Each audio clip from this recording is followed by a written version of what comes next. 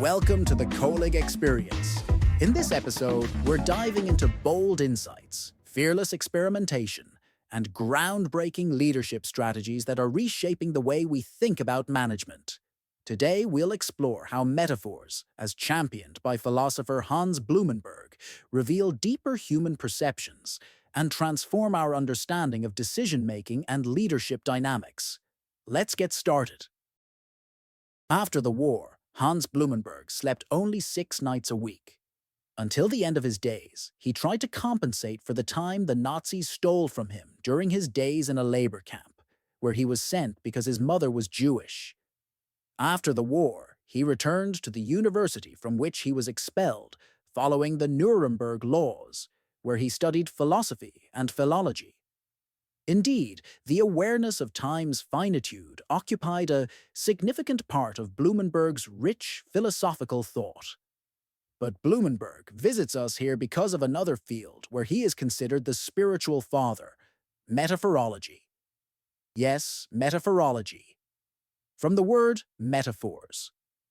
Blumenberg argued that the metaphors we use are not merely linguistic decoration.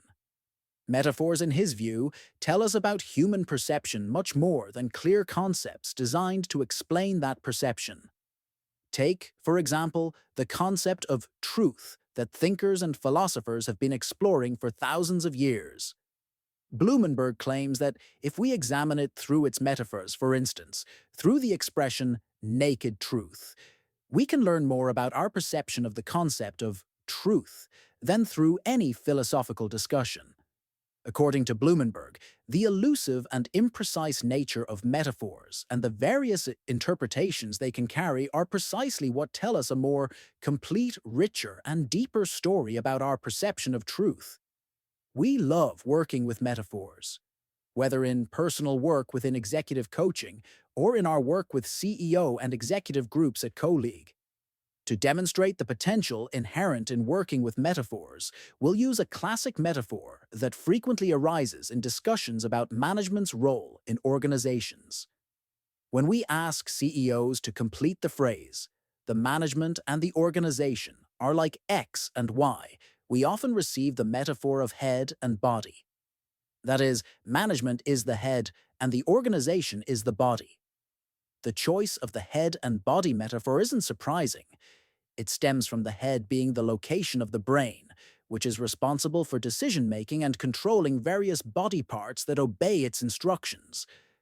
We believe we can safely say that many people would endorse this perception of the division between management and organization. We think we can say in the same breath that this metaphor illuminates the relationship between management and organization in a light of command and control. But when we work with metaphors, we linger longer with the metaphor before moving to the object the metaphor refers to. So let's continue playing with head and body before returning to organization and management. What other aspects exist in the relationship between head and body? We could say the head is responsible for 4 of the 5 senses: sight, hearing, taste, and smell. On the other hand, the sense of touch is located in the body, not the head. Notice the different nature of these senses. The former are received inward, while the latter feels reality from the outside. Additionally, though thinking resides in the head, feelings are typically located in the heart, and intuition in the gut. And sometimes the head, brain, misinterprets reality and gives incorrect instructions to the body. For example, vertigo, anxiety attacks, etc. Also, to change deeply ingrained behavioral patterns, one needs to rewire the brain connections through the body's behavior. In other words, the body seemingly corrects the brain's decision-making mechanisms. We could consider more aspects, but let's stop here. So how do the relations between head and body look now? We started with the perception that the head contains the brain that gives commands, and the body is the executing contractor. After deepening our exploration of these relationships, we can see there's more to them.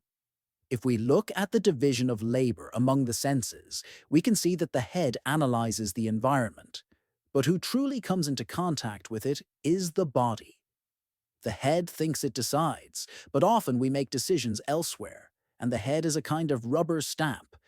And there are cases, as mentioned, where the body educates the head. Now, after broadening our view of the head-body relationship and seeing its complexity, we can return with these insights and look again at management and organization. Suddenly, they seem less command and control than at first glance, don't they? Metaphors allow us a glimpse into the hidden thoughts we have regarding the objects they refer to. And that's precisely the magic of working with metaphors. In software development teams we've consulted with, we once asked a CTO to describe the relationship between the product development roadmap and the engineering team. He immediately responded, "They're like a map and explorers." When we explored this metaphor further, we discovered that while he consciously believed in structured planning, the map guides the explorers, he unconsciously worried that too much structure might limit innovation.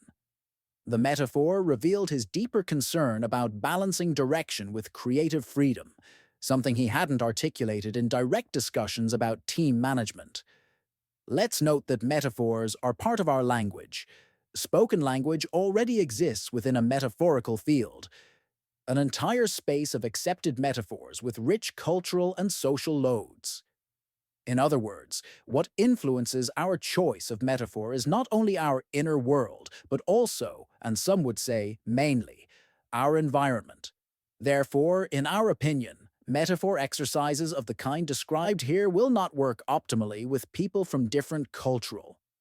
When we think about management and organization as head and body, one part of our brain, the analytical part, thinks about a brain giving commands and a body executing them. But another part of our brain remembers that when it comes to brain and body, the relationship is much more complex, exactly as we described above. Our automatic choice of metaphor stems from both these areas. And of course, the more we invest thought and try to find the right metaphor, the more the analytical side will take over the process. That's why when we ask for a metaphor, the request is to pull it out, without much thought. The goal is not to let the analytical part take command. Here's another metaphor. We ask that other unconscious parts, areas we don't have direct access to, be pulled out along with the metaphor. The role of metaphor exploration is to peel away the analytical layers that are clear to everyone.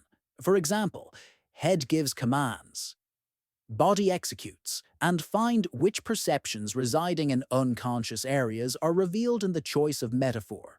For example, the head is a rubber stamp of the body.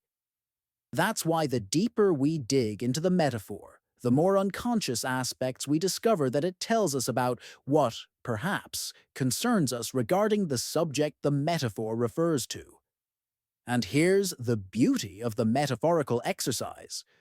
More than telling us about the subject at hand, for example, management-organization relations, it tells us about what might concern the person who brought up the metaphor. Let's take, for example, the division between rational decisions that supposedly reside in the brain versus intuition that resides in the gut, and emotions that reside in the heart. Metaphorically, of course. When one of our medical device company executives chose the orchestra and conductor metaphor to describe their R&D team and leadership, we initially focused on the coordination aspects. But as we explored it further, we uncovered their unspoken anxiety about timing. Just as a conductor must precisely time each instrument's entrance, they worried about perfectly timing their product release against competitors. This metaphor work helped them recognize and address timing pressures they hadn't consciously acknowledged were affecting their decision-making. When someone chooses the head-body metaphor to describe management, organization relations, it might also tell us something about what concerns them regarding the nature of their decision-making. It means that perhaps the issue of their decision-making style troubles them at a certain level they're not entirely aware of. Perhaps they would like to decide more rationally, or perhaps the opposite, to dare to make decisions from the gut. perhaps along with pulling out the answer to the question about management-organization relations. Other topics that exist there and don't receive verbal expression were pulled from our unconscious. Perhaps. Thus, from examining a relatively trivial statement, the organization and management are like head and body, we arrived at non-trivial insights about the complex relationships between the organization and its management, but also at much deeper insights regarding what might concern the person who chose this metaphor. Wonderful, isn't it?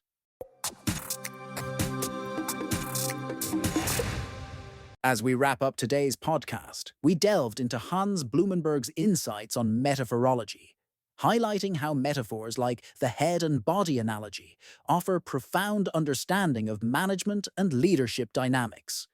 Don't forget to like, subscribe, and share this episode with your friends and colleagues so they can also stay updated on the latest news and gain powerful insights. Stay tuned for more updates.